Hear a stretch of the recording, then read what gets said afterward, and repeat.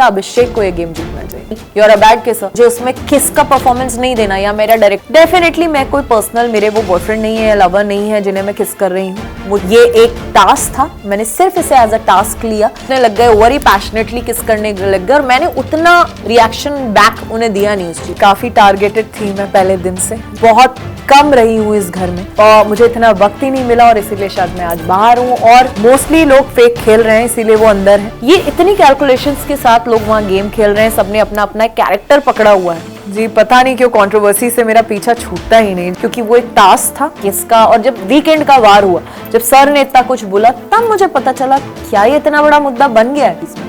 मैंने उसे सिर्फ इतना रखा कि लिप्स टच भी हो जाएंगे 30 सेकंड तो मैं टास्क जीत जाऊंगी। जी बहुत अच्छा गेम खेल रहे हैं पूजा मैम और अभिषेक, और मुझे लगता है बहुत ही मास्टरमाइंड के साथ अभिषेक खेल रहे हैं और पूजा मैम तो सबको पता ही है।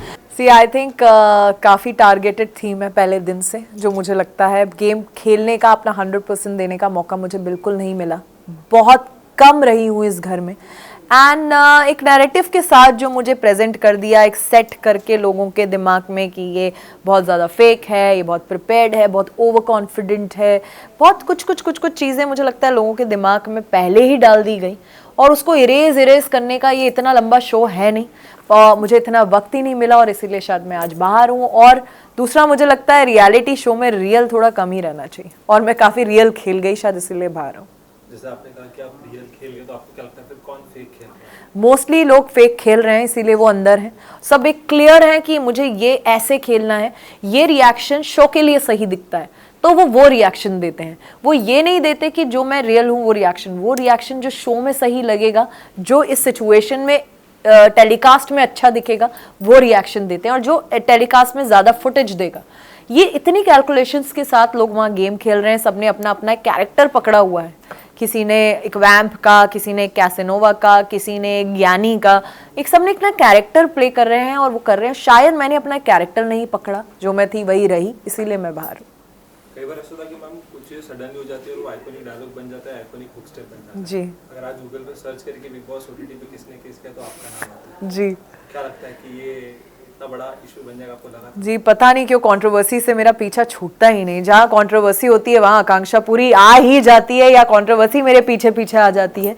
मुझे लगा था ये शो तो बिना कंट्रोवर्सी के मैं ख़त्म करूँगी, बट जाते जाते भी एक तो हो ही गई। और मुझे जब मैं अंदर थी सच में ऐसा नहीं लगा था कि ये इतना बड़ा मुद्दा है, क्योंकि वो एक टास्क था, 30 सेकंड का टास्क था। उसके बाद बहुत कुछ हो गया रात को, उसकी बहुत ज़्यादा बातें भी नहीं हुई, वो ख़त्म हो गया और मैंने अपना 100% दिया, मैं एक टास्क जीत गई। पर जब मैं बाहर आई तब मुझे पता चला ये किसका, और जब वीकेंड का वार हुआ, जब सर ने इतना कुछ बोला, तब मुझे पता चला क्या ये इतना बड़ा मुद्दा बन गया है। मैंने भी उसे एज एन आर्टिस्ट लिया, परफॉर्म किया, एज अ टास्क लिया, टास्क जीता अपनी टीम के लिए। मैं उसको उतना ही लेके चल रही थी, उसमें मैं बहुत पर्सनली नहीं इन्वॉल्व हो गई। बट वो इतना बड़ा मुद्दा बन जाएगा ये मुझे भी नहीं पता था। जो वीकेंड के वार पे मुझे पता चला, बाहर आई तब पता चला कि इतना कुछ उस पे ट्रेंड हो रहा है। बट ये भी मुझे पता चला वो हाईएस्ट टीआरपी मिली है उस एपिसोड को, तो I don't know what to say about that. Salman sir ने आप सभी की तरफ से माफी मांगी, जी जी उसमें क्या कहना है? जी ये मैं भी सरप्राइज्ड हूँ कि उन्हें ऐसा करना पड़ा कि ये शायद ये उनका टेक है। उन्होंने माफ़ी मांगी और माफ़ी मांगी तो ठीक है, अभी उन्होंने मांगी है तो हम लोग भी मांगे। बट मुझे अभी तक इस चीज़ में कुछ गलत नहीं लगता, इसलिए जब सर ने भी मुझे बोला, मैंने सिर्फ यही बोला जो मैं बोलूँगी कि ये एक टास्क था, मैंने सिर्फ इसे एज अ टास्क लिया। एज एन आर्टिस्ट मैंने इसको एक सीन जैसा लिया, मैं को स्टार के साथ परफॉर्म करी, उसको उतना ही लिया बस। उससे ज़्यादा मेरे लिए एक कुछ मुद्दा नहीं रखता है और उतना ही है मेरे लिए। और बाद में फिर ऐसा कहा गया कि you are not a good kisser और कई ऐसे हाँ, उस पे क्या कहना है? डेफिनेटली मैं कोई पर्सनल, मेरे वो बॉयफ्रेंड नहीं है, लवर नहीं है जिन्हें मैं किस कर रही हूँ। मुझे उसमें किस का परफॉर्मेंस नहीं देना या मेरा डायरेक्टर नहीं है जिसने मुझे मेरी सीरीज पे बोला है कि आकांक्षा एक पैशनेट किस दिखनी चाहिए दोनों हीरो हीरोइन के बीच में, ऐसा कुछ नहीं है। एक टास्क था, 30 सेकंड का टास्क मुझे कंप्लीट करना था, तो मैं ज़्यादा अपने ना लिप्स को ना ज़्यादा इतना रेसिप्रोकेट नहीं कर रही थी, इतना इन्वॉल्व नहीं हो रही थी उस चीज़ में।